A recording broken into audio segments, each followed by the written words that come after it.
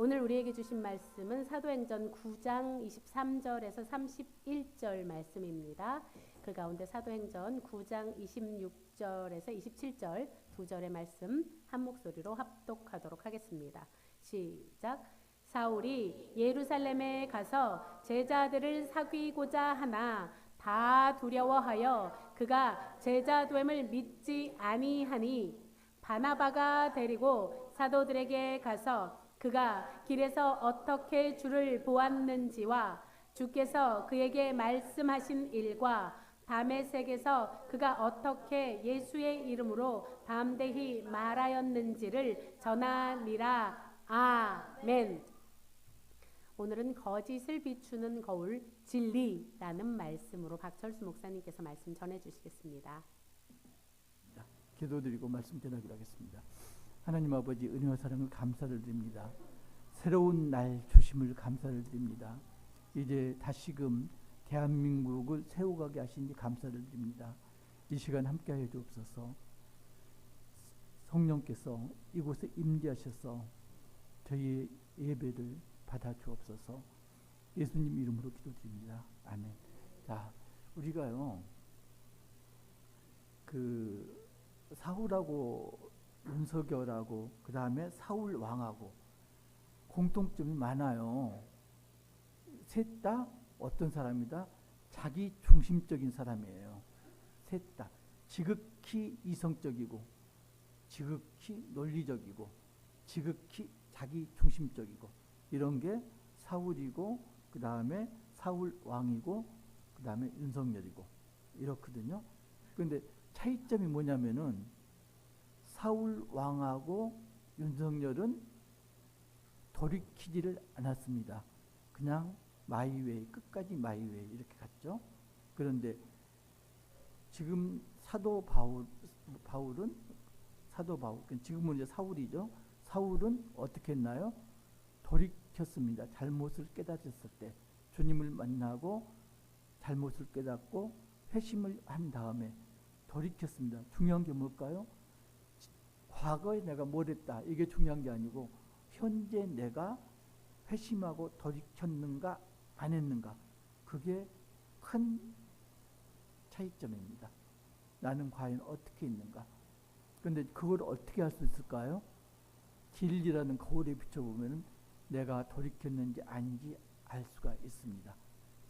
내가 진리라는 거울에 비춰봤더니 진리에 속한 자다. 그러면 나는 제대로 가고 있는 건데요. 진리라는 거울에 비춰봤더니 나는 거짓에 속한 자다. 그러면 나는 돌이킨 자가 아니거든요. 돌이켰다고 여기는 믿는 자 중에서도 돌이키지 않은 자들이 많습니다. 대표적인 게 정광훈 목사를 비롯해서 극우 그런 사람들은 자기들이 하나님의 백성이다 이렇게 믿고 있는데 진리의 거울로 비춰봐야 돼요. 거짓의 자식들, 거짓에 속한 자들 비춰보지 않아서 모르는 거예요. 대형 교회에 가면은 우리는 이제 작지만 큰 교회잖아요. 작지만 큰 교회야. 근데 크지만 작은 교회가 얼마나 많은지 몰라요. 크지만 작은 교회. 그래가지고요, 장로님인데 권사님인데 들은 것 많아요. 20년 30년 설교를 들었기 때문에 들은 것 많아요. 들은 게 많다는 건 뭐죠? 뿌리가 없어요. 잡다하게 많이 들어서 알고 있어요. 그런데 한 단계만 들어가면은 이게 왜 그러는지 알지를 못해요. 뭐죠? 아직껏 진리를 맛보지 못한 사람들. 이제 그런 사람들이 중직자라고 교회 운영에 참여하고 그러면 교회가 어디로 갈까요? 산으로 가요. 그래서 하는 게 뭔가요? 건축을 해야죠. 남보기에 번듯하게 건축을 해야 되는 거고요. 그 다음에 남보기 부끄러우니까 주기적으로 초청 강사 불러다가 세미나를 열어야 되는 거고요. 그리고 올해는 우리가 어디 지역에 선교 나갔다 광고를 해야 되고요. 이게 이제 주 일이거든요. 그런데요, 그렇게 해가지고 남는 게 없어요. 10년, 20년 다녔는데 내 마음속에 내 심령에 남은 게 하나도 없습니다. 진리에 비춰가지고 내가 진리에 속한 자라면은 진리에 합당한 그런 행동을 해야 됩니다.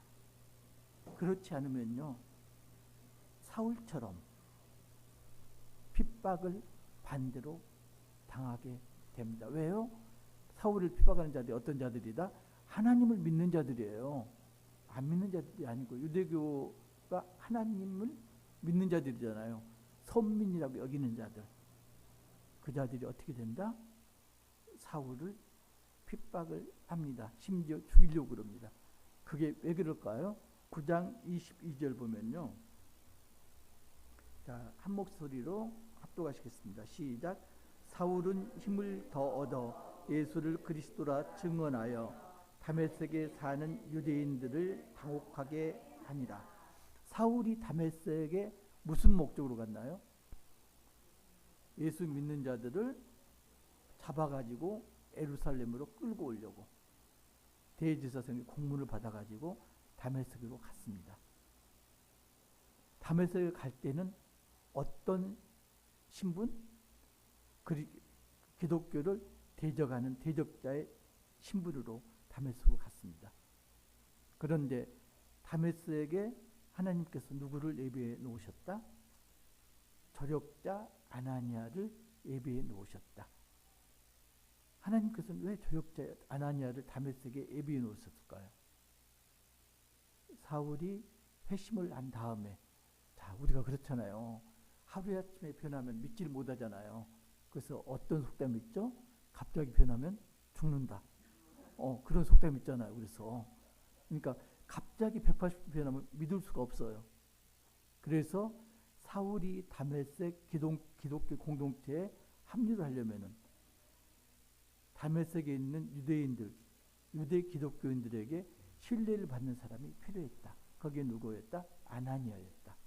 아나니아는 다메섹에 사는 유대 기독교인들에게 신뢰를 받는 자였다. 그래서 아나니아를 통해서 사울이 다메섹 기독교 공동체에 합류를 합니다. 사울이 회심한 다음에 한 일이 뭐였죠? 지금 예수를 그리스도라고 증언했습니다. 자, 여기에 다메섹에 사는 유대인들은 어떤 사람들일까요? 기독교인도 있고 비기독교인도 있고 모두가 당혹했습니다. 그죠? 왜요? 어제까지 이 사람은 누구다? 기독교 대적자다. 우리를 잡으러 온 사람이다. 그런데 갑자기 나타나서는 뭐라고요? 예수는 그리스도다. 믿어집니까? 안 믿어지잖아요. 도저히 그러니까요. 지금 진혜수 집사님이 예수는 그리스도다. 이제 여기서 증언하는 거예요. 우리는 믿어요. 그죠? 근데 그게 아니고 정말로 박해하던 자가 예수는 그리스도 이렇게 증언하면은 그걸 믿질 못합니다. 그래서 어떻게 하나요? 23절 보면은 유대인들이 사울 죽이기를 공모를 합니다. 자, 지금 보면요. 누구 때도 스데반 때도 똑같은 일이 벌어졌습니다. 헬라파 유대인들이 스데반을 죽이려고 사내들은 공유에 거짓으로 고발합니다. 지금 다메섹에 사는 유대인들도, 그러니까 다메섹에 사니까 헬라파 유대인들이죠. 유대인들도 사울 죽이기를 공모합니다. 왜 죽이려고 그랬을까요? 첫 번째는 예수는 그리스도다. 자, 이게 이제 사도행전 17장 5절을 보면은 한번 보실래요? 사도행전 17장 5절 보면은 제가 읽을게요. 그러나 유대인들은 시기하여, 자, 시기라는 말이 나옵니다. 그 전에 보면은 사울과 바울이 지금 전도를 합니다. 바울과 실라가 전도를 하는데 많은 사람들, 귀부인들이 복음을 받아들입니다. 그 복음이 뭔가요? 예수는 그리스도다. 그걸 시기합니다. 그러니까 시기라는 게 우리는 이제 질투하고 시기하고 똑같이 보는데 기독교적으로 보면은 시기라는 건 하나님께서 나 외에는 다른 신을 섬기지 말라. 그게 하나님이 시기하고 질투하신다. 그때 이제 시기를 쓰거든요. 그러니까 유대인들이 시기했다는 이야기는 어떤 이야기냐면은 유대인은 유일신 하나님을 믿습니다. 유대인은 누구죠? 하나님의 택하신 선물입니다. 그래서 구원은 누구만 받는다? 하나님 택하신 우리 유대인만 구원을 받는다. 그런데 지금 예수가 그리스도다. 그럼 뭔가요? 이방인들도 구원을 받는다. 유대인의 영역을 침해합니다. 바울이 지금 그 일을 하고 있습니다. 아직 바울이 아니죠. 사울이 지금 그 일을 하고 있습니다. 그래서 위기감을 느꼈습니다. 그래서 죽이기를 공모했는데 그게 사울에게 알려졌습니다. 밤낮으로 성문까지 지켰다. 참 열심이잖아요. 밤낮으로 잠을 안 자고 성문으로 빠져나가지 못하게 지켰다. 그래서 제자들이, 이 제자들은 누구의 제자일까요? 다메섹에 사는 기독교인들일까요?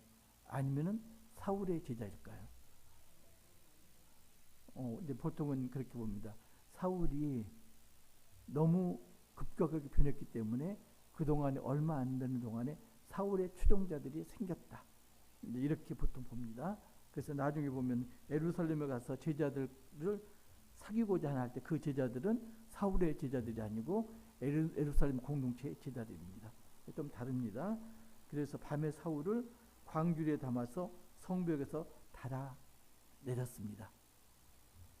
그리고 바로 어떻게 시작하냐면은 26절 보면은 사울이 예루살렘에 가서, 그러니까 지금 광주리 타고 성벽을 내려가서 바로 예루살렘으로 갔다 이렇게 보이잖아요. 근데 그렇지 않고 이 공백 속에는 몇 년의 시간이 있다? 3년의 시간이 있습니다. 이게 이제 어디 나오냐면은 갈라디아서 1장 17절에서 21절까지 나옵니다. 사울이 그 다음에 어디로 갔느냐? 나중에 시간이 없으니까 찾아보세요. 사울이 광주리 타고 성벽에서 내려와서 아라비아로 갔다. 아라비아에 가서 3년 동안 거했다. 그리고 3년 후에 예루살렘으로 갔다. 이게 갈라디아서 1장 17절에서 21절까지 나오는 내용입니다. 자, 사울은 아라비아 광야에서 3년 동안 뭐라고 살았을까요? 광야는 어떤 곳? 광야는 학교라고 그러잖아, 학교. 광야 학교에서 뭘 했다? 성경을 보고 기도를 하고 묵상을 하고, 그리고 사울이 신약의 절반 이상의 분량을 차지하는 저수를 했잖아요. 그 근간, 기독교 교리의 근간을 마련하는 시간이 3년이라는 시간이었을 것이다. 여러분 광야 가보셨어요? 어떤 사람은 아라비아 광야에 가고 전도를 했을 것이다. 그런 분도 있어요. 짐승을 상대로 전도했을 리는 없고요. 물론 이제 광야 금방 다니면서 몇몇에게 전도했을 수는 있겠지만은 주로 뭘 했다? 묵상하고 기도하고 연구하고 공부하고, 이 기간이 3년이었을 거다. 그런데 이제 성벽에서 달아내렸고 그게 왜 그랬다고 성문을 지켰다 그랬는데 그 유대인들이 지금 보면 여기 이제 나바테아 왕국 지배를 받는 다메섹이었거든요. 여기 성문을 지켰다는 이야기는 공권력하고 결탁되었다는 그런 이야기예요. 그냥 지킨 게 아니고, 이게 고린도후서 11장 32절에서 33절 보면은 나와요. 고린도후서 11장 32절에서 33절 보면 아레다 왕의 고관들 이게 나오거든요. 그러니까 관리들과 결탁해서 유대인들이 성문을 지켰다. 그래서 바구니를 타고 도망갔다.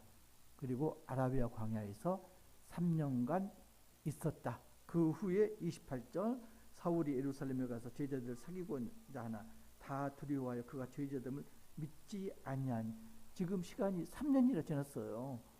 3년 지났기 때문에 예루살렘 교회에서도 사울이 어떤 사람이다 이걸 알고 있습니다. 분명히. 그런데 사울이 예루살렘 교회에 갔습니다. 그런데 제자들이 다 사울을 두려워합니다. 사울이 회심한 걸 믿지를 못합니다. 만약에요, 윤석열 대통령이 이제 수의를 갈아입고요, 오늘 저녁에 갑자기 회심해서 내가 정말 잘못했다, 그러면 믿겠습니까? 뭐 우리도 못 믿잖아요. 지금 예루살렘 교회에서도 사울이 회심하고 변화된 걸 믿지를 못하는 거예요. 쟤 저러다가 또 우리 잡아가려고 이렇게 보고 있는 거죠. 그런데 하나님은 예루살렘 교회에 누구를 조력자로 예비해 놓으셨다? 아나니아. 곳곳에 조력자를 예비해 놓으십니다. 다메섹에서는 아나니아, 예루살렘 교회에서는 바나바를 예비해 놓으셨습니다. 사울이 나중에 선교를 가고 이럴 때는 조력자로 누구를 주셨나요? 많잖아요. 제자들 많잖아요. 디도도, 그죠? 디도도 있고, 그 다음에 누가도 있고, 마가도 있고, 특별히 디모데도 있고, 많은 조력자를 붙여주셨습니다. 그러니까 하나님 일을 하면은 나는 혼자 일을 하는 것 같지만은 하나님께서는 반드시 곳곳에 필요한 곳마다 조력자를 예비해 두셨다. 자, 바나바가 이제 중재 역할을 합니다. 전번에 잠깐 말씀드렸죠. 야사에서는 어떻게 말한다? 바나바하고 사울이 가말리엘 문화의 동문이었을 것이다. 고향도 가깝잖아요. 그래서 바나바가 선배고 사울이 후배였을 거다, 이렇게 말하는 사람이 있습니다. 그래서 여기서도 중지를 하고요. 그 다음에 다소에 다음에 갔을 때 다시 바나바를 안디옥으로 데리고 와서 동역도 하고요. 그리고 선교여행도 같이 떠나고, 바나바가 조력자 역할을 합니다. 자, 드디어 이제 사울이 바나바에 의해서 예루살렘 교회에 받아들여졌습니다. 공동체 일원이 됐습니다. 그 다음에 한 일이 뭐라고요? 스데반도 복음을 전했고 그랬는데, 지금 사울은 다메섹에서 일원으로 받아들이니까 복음을 증거했습니다. 예루살렘 교회에서도 일원으로 받아들이자마자 한 일이 복음을 증거하는 일입니다. 29절 한 목소리로 합독하시겠습니다. 시작. 또 주 예수의 이름으로 담대히 말하고 헬라파 유대인들과 함께 말하며 변론하니 그 사람들이 죽이려고 힘쓰거늘. 자, 복음을 전하면요, 진리가 선포되면은 세상에서는 어떤 반응을 보인다? 진리에 비춰보니까 나는 어떤 사람? 나는 거짓의 사람. 그러면 어떻게 될까요? 내가 거짓의 사람이니까 거짓을 고쳐야지. 그런 사람 극히 일부고요. 부정을 합니다. 쟤 죽여버리면 나는 거짓의 사람이 아니야. 거울만 없애버리면 돼. 그죠? 아니, 내가 추녀예요. 추남이에요. 날마다 거울 볼 때마다 스트레스 받아요. 그런다고 거울 깨버리고 없앤다고 내가 미남 미녀가 됩니까? 안 그러잖아요. 근데 지금 세상 사람들 어떻게 한다? 진리의 거울을 갖다 대면은 변하려고 노력하는 게 아니고 거울을 깨버리려고 노력하는 거죠. 지금 우리가 보고 있잖아요. 그죠? 헌법이 있는데, 법이 있는데 법이 내 마음에 안 들어. 그러니까 법을 완전히 무시하고 깨버리려고 그러잖아요. 똑같은 현상입니다. 그래서 죽이려고 힘썼습니다. 자, 보면요, 재밌는 게 예수님하고 사울하고 지금 또 비교가 돼요. 자, 사람들이 처음에요, 예수님 보고 놀랐습니다. 왜요? 예수님이 말씀하실 때 놀랐어요. 목수 요셉의 아들이 아니냐. 그죠? 목수 아들 입에서 저런 진리가 나올 수가 없는데 놀랐습니다. 사울이 말할 때 사람들이 놀랐습니다. 대적자가 아니냐 놀랐습니다. 놀란 다음 반응이 뭔가요? 죽이려고 합니다. 그래서 예수님은 어떻게 하나요? 고향을 떠나가십니다. 그죠? 고향을 떠나가세요. 고향 사람들이 죽이려고 하니까. 반대로 사울은 어디로 도망가나요? 고향으로 도망갑니다. 그죠? 조금씩 보면 예수님하고 사울하고 비교해서 생각하시면은 상당히 재밌습니다. 그래서 형제들이 알고, 형제들은, 사울의 형제들이 예루살렘 교회에 있었나요? 어떤 형제들? 공동체, 공동체 사람들이 가이사라로 데리고 갔다. 가이사라가 어떤 곳인가요? 항구 도시. 거기에서 배를 태워서 사울을 고향인 다소로 보냈다. 그래서 31절 한 목소리로 합독하시겠습니다. 시작. 그리하여 온 유대와 갈릴리와 사마리아의 교회가 평안하여 든든히 서가고 주를 경외함과 성령의 위로로 진행하여 수가 더 많아집니다. 참 희한한 게요. 사울이 복음을 전해서 성도들이 늘어나고 이래가지고 유대와 갈릴리 교회들이 평안해졌다. 그러면 얼마나 좋아요. 근데 그게 아니고 사울이 떠나니까 교회가 평안해지고 사람들이 모여들었다. 이러지 하지 않아요? 사울이 복음을 어떻게 전했을까요? 아마도 모르긴 몰라도 우리가 이렇게 터부시하는 대로 예수천국 불신지옥, 그럼 우리도 떠나잖아요. 그죠? 그리고 그게 없어지면 그 교회에 믿는 사람들이 모여들었다. 평안해졌다. 더 이상 분란거리가 없어졌다. 헬라파 유대인들도 더 이상 문제를 일으키지 않았다. 교회가 평안해졌다. 자, 중요한 게요.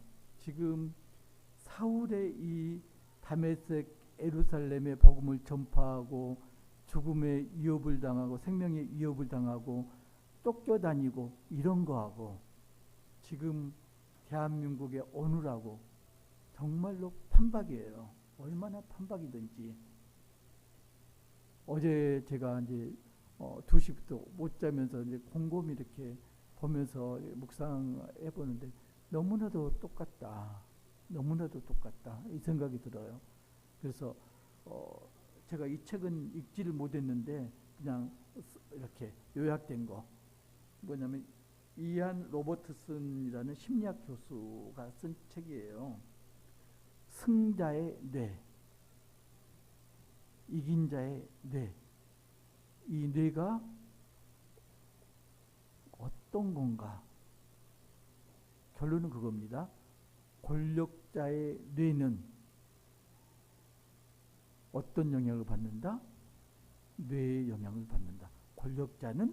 권력은 뇌의 지배를 받는다. 그래서 이제 크게 세 가지를 말해요. 하나는 권력을 잡으면은 호르몬 분비가 달라진답니다. 뭐가 분비가 되냐면은 먼저 도파민이 분비가 된대요. 도파민은 쾌락을 주는 호르몬입니다. 그리고 테스토스테론이 분비가 왕성해진답니다. 테스토스테론 남성 호르몬. 그래서 권력을 잡으면은 마약에 중독된 거하고 마찬가지로 더 권력에 심취하게 된답니다. 쾌감을 느껴야 되고요. 그래서 권력자들이 성적으로 문제를 일으키잖아요. 이게 이제 테스토스테론 때문에. 그 다음에 권력을 잡으면은 어떤 호르몬이 분비가 된다면은 전두엽 기능이 저하가 된대요. 전두엽이. 그러니까 전두엽 하는 그게 뭐냐면은 자기 통제력을 지배하는 게 이제 전두엽 역할이라고 그래요. 그래서 자기 통제력을 잃어버리고 그리고 모든 게 내 거야. 내 중심적으로 행동하고 말하고. 그 다음 세 번째는 뇌에 있는 편도체 기능이 떨어진다고 그럽니다. 그러니까 편도체가 하는 그 일은 주변 사람, 공동체하고 공감대를 형성하는 역할. 그런데 이제 그 능력이 떨어지는 거죠. 그래서 어떻게 되느냐? 이중잣대를 지니게 된다고 그럽니다. 그래서 나는 항상 옳고 똑같은 일인데 너는 항상 그르고, 그죠? 이중자 때 내가 하면은 로맨스고 네가 하면은 불륜이고 이렇게 되는 거죠. 결국 어떻게 되나요? 마이웨이입니다. 고쳐지지가 않습니다. 자, 사울 왕도요, 다윗을 죽이려고 무던히 쫓아다닙니다. 왜 그랬나요? 눈에 보이는 건 사울을 시기하고 질투해서 그렇습니다. 사울이 죽인 자는 천천히요, 다윗이 죽인 자는 만만이로다. 그러니까 그 다음에 다윗이 취할 것이 뭔가, 내 왕이 밖에 더 있는가, 불안감을 느꼈습니다. 시기 질투가 있고 그걸로 인해서 불안감이 생겼다. 그래서 다윗을 죽이려고 쫓아다녔다. 그런데요, 그게 아니고요, 성경적으로 보면은 사울이 그렇게 한 건 어떤 거냐면은 사무엘상 18장 12절, 여호와께서 사울을 떠나 다윗과 함께 하시니, 뭐라고요? 성령이 사울을 떠나서, 성령이 떠나면은 사울의 마음은 빈 집입니다. 빈 공간입니다. 그러면은 마태복음 보면은, 마태복음 12장 보면은 귀신을 쫓아냈더니 어떻게 됐다? 집이 깨끗이 수리된 걸 보고 7 귀신을 데리고 들어왔더니 나중 형편이 처음 형편보다 더 못하더라, 이러잖아요. 그게 사울의 형편입니다. 그리고 그게 윤석열의 형편입니다. 지금 그런 거예요. 윤석열 대통령이 천주교 신자라고 그러잖아요. 하나님을 정말로 믿었는지 아닌지 모르겠지만 아무튼, 그런데 거기에 누가 들어갔다? 잡신이 들어간 겁니다. 그죠? 잡신이 들어갔습니다. 그러면은 누구 조종하는 대로 움직인다? 잡신이 조종하는 대로 움직인다. 그래서 지금 윤 대통령이 불쌍한 거예요. 물론 정신과적으로 심리학적으로 보면은 그게 전부 뭐 자기애적 성향, 뭐 경계성 인격 장애, 뭐 이렇게 막 붙이지만은 그게 문제가 아니고 뭐다? 성령이 떠나고 그 빈집에 뭐가 들어가 있다? 잡신이 귀신이 들어가 있다. 귀신 노름을 하고 있다. 지금 그겁니다. 그런데 우리가 중요한 게 뭐냐면요, 하나님께서는 누구를 부르시나요? 예수님은 이 땅에 왜 오셨나요? 죄인을 구하기 위해서. 하나님은 누구를 구원하시기를 원한다? 모든 사람을 구원하기를 원한다. 그 모든 사람 중에 윤석열이나 그분은 들어갈까요? 안 들어갈까요? 들어갑니다. 그래서 귀신이 지배하고 있는 그 마음을 뭘로 채워야 된다? 성령으로 채워야 된다. 그냥 안 채워집니다. 그죠? 그냥 안 채워집니다. 기독교인들이, 우리나라에 있는 모든 기독교인들이 기도를 해야 되고요. 그리고 윤 대통령이 회심을 해야 됩니다. 혹시 알아요? 감옥 중에서 윤 대통령이 회심해서 전도자가 되었더라, 그런 이야기를 듣기를 소망합니다. 자, 한 가지 이제 덤으로 이제 들어갈게. 우리가 사울하고 바울하고 보통 잘못 생각하는 게, 사울이 회심하여 바울이 되었더라, 많이 들어보셨죠? 그렇게 보통 이야기를 합니다. 정말로 회심하기 전이 이름이 사울이고 회심한 다음이 바울일까요? 어떤 것 같으세요? 그렇다, 아니다, 좌우 이거 좌우 나누면 안 되는데, 좌우 나누는 게 이제 시작된 게 지역 감정이죠. 원래 지역 감정이 없었는데, 있었어도 미미했는데 정치인들이 자기 유리하기 위해서 지역 감정을 부추겼잖아요. 그건 정치적인 목적에 의해서 지역 감정이 생겼는데, 윤 대통령은 그게 아니고 뭘 만들었냐? 조그만 극우하고 나머지 대부분의 국민을 적으로 만들어 버렸어요. 그래서 지역 감정 때는 우리가 항상 골이라는 이야기예요. 그죠? 전라도하고 경상도 골이 깊다. 근데 골은요, 힘이 좀 들고 시간이 걸리지 걸어서 건너가면 돼요. 그냥 골은 그래요. 근데 윤석열은 극우하고 국민들하고 사이에 골이 아니고요, 아주 넓은 강을 만들어 버렸어요. 못 건너가요. 헤엄쳐서 못 건너가요. 건너가려면 어떻게 해야 돼요? 배를 만들어서 타고 가거나 다리를 만들어서 건너가야 돼요. 정말로 어렵게 만들어 놨어요. 넓지도 않은 땅, 많지도 않은 국민 완전히 분열시켜 가지고 지금 너 아니면 나, 중도가 없잖아요. 지금 정말로 문제예요. 중도가 없다는 게. 중도가요 없으면은 나라는 그냥 오른쪽으로 갔다 왼쪽으로 갔다 비틀비틀 술 취한 것 같이 됩니다. 중심을 잡아야 됩니다. 중도가 반드시 필요합니다. 그런데 그 중도가 생기려면은 배를 만들고 다리를 놓고 시간이 많이 필요합니다. 가장 좋은 건 뭐다? 윤석열이가 옥중에서 회심해서 전도자가 됐더라. 그러면 금방 돼요. 될까요? 사울하고 바울은 사울이 회심해서 바울로 변했더라가 아니고요. 사도행전 13장 보면은 13장 9절 13절 한번 보실래요? 13장 사도행전 13장 9절 보면은 바울이라고 하는 사울이, 여기까지도 지금 사울이라고 이야기를 해요. 13장 초반까지.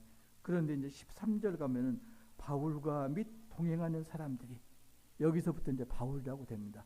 자, 회심 사건은 언제 일어나나요? 사도행전 9장에서 다메섹 도상에서 회심 사건이 일어납니다. 그런데 바울이라는 이름이 나타나는 건 13장 중반에서 바울이라는 이름이 나타납니다. 그러니까 회심에서 바울이 된 게 아니고요. 왜 바울이라고 했나? 사울은 원래부터 사울과 바울이라는 두 이름을 가지고 있었다. 사울이 어디 출신이다? 길리기아 다소 출신이다. 디아스포라 유대인이다. 지금으로 말하면 사울은 지금 미국에 있는 미국 교포예요. 그러면은 보통 이름 두 개 갖고 있잖아요. 한국식 이름이 있고 미국에 쓰는 이름이 있고. 그러니까 이름을 두 개 가지고 있는 거예요. 그래서 바울이라는 이름을 어느 때 쓰냐? 지금 보면은 1차 선교여행 가서 바울이라는 이름을 비로소 쓰기 시작합니다. 이때가 언제냐면은 사울이 대략적으로 AD 5년 정도에 태어난 걸로 추측합니다. 예수님은 언제 태어나셨죠? 서기 0년? 서기 0년이 아니고요. BC 4년에서 5년 사이에 태어나셨을 것이다. 근데 이제 우리가 그리스도가 태어난 해를 0년으로 보잖아요. 서기 0년. 그건 중세 어떤 신부님이 이렇게 정리를 하다가 계산을 잘못한 거예요.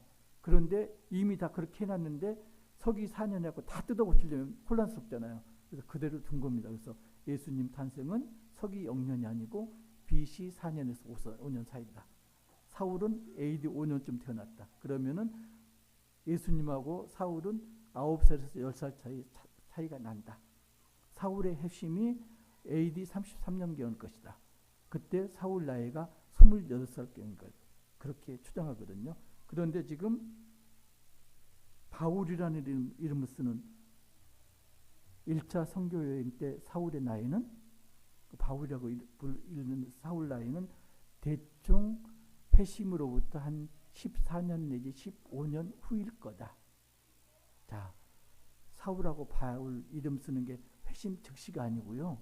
회심한 뒤로도 14년 내지 15년이 지나서 바울이라고 이름을 쓰기 시작했다. 왜? 무슨 목적으로? 이방 선교를 하기 위한 목적으로. 그잖아요. 만약에 내가 미국으로 선교 여행을 떠났어요. 그 미국인들 받침 있는 발음 못 하잖아요. 그 박철수 이러면 그 사람은 모르잖아요. 그래서 찰스 그런 거 알잖아요.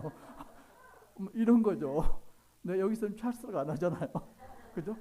똑같은 거다. 그러니까 사울이 회심해서 바울이 된 게 아니고 사울은 유대식 이름이고 유대인 사이에서는 사울이라고 했고 선교를 가고 헬라파 그쪽에서는 뭐라고 했다? 바울이라는 이름을 사용했다. 유식하죠, 그건.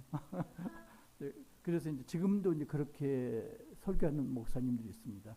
사울이 변하여 바울이 되고 이렇게 설교하는 목사님들이 많은데 그게 이제 왜 그렇게 이야기하냐면은 바울이라는 이름이 작은 자예요, 뜻이. 근데 그분들은 이제 사울을 작은 자의 반자, 큰 자로 이야기하거든요. 큰 자 사울이 변하여 작은 자 바울이 됐다. 근데 사울이라는 이름이 큰 자가 결코 아니고요. 선택받은 자가 사울이에요. 그러니까 어원상으로도 완전히 다르다. 그래서 이제 우리가 뭘 해야 된다? 거울에 비춰봐야 된다. 누구부터? 나부터 비춰봐야 된다. 내가 진리에 속한 사람인지 아닌지 거울에 비춰봐야 된다. 그 다음에 누구를 비춰봐야 되나요? 내 주변 사람들 비춰봐야 되겠죠. 그리고 또 누구를 비춰봐야 되나요? 위정자들 특별히 비춰봐야 됩니다. 요한복음 8장 44절 보면은 사탄은 거짓의 아비다. 그러니까 거짓말을 하는 사람들은 특별히 진리의 거울로 비춰봐야 됩니다. 거짓말하는 사람 치고 진리에 속한 사람은 없습니다. 왜? 거짓은 사탄의 자식이기 때문에. 입만 열면 거짓말 하잖아요. 절대 진리가 아닙니다. 간단해요. 거짓을 하느냐 안 하느냐. 그리고 마음속에 뭐가 있느냐. 진리 거울로 비춰봐야 됩니다. 기독교인들은 마음에 뭐가 있나요? 성령이 임재해야 되죠.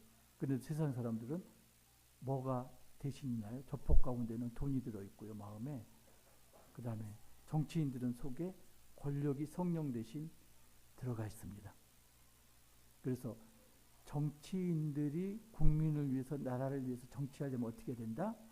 권력을 빼내고요. 거기에 성령이 들어가야 됩니다. 그거가 안 되면은 성령 대신에 뭐가 들어가야 된다? 국민이 들어가야 됩니다. 말로는 잘하죠. 민심이 천심이다. 말은 잘합니다. 그죠? 모든 권력은 어디서 나온다?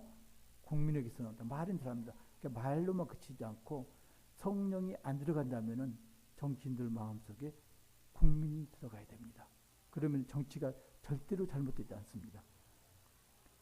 하루속히 특별히 정치인들이 진리를 통해서 거울같이 자기를 들여다보기를. 그래서 거울을 깨뜨리지 말고 마음속에 있는 권력을 꺼내고 대신에 뭘 집어넣는다? 국민을 집어넣기를.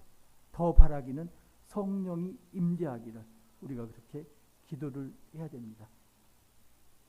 윤석열 미워하지 마시고요. 국민의힘 미워하지 마시고요. 극우 미워하지 마십시오. 죄는 심판을 받아야 합니다. 극우들 그 법원 청사 침입하고 그런 것도 전부 심판을 받아야 됩니다. 그런데 누구의 도종으로 그랬다?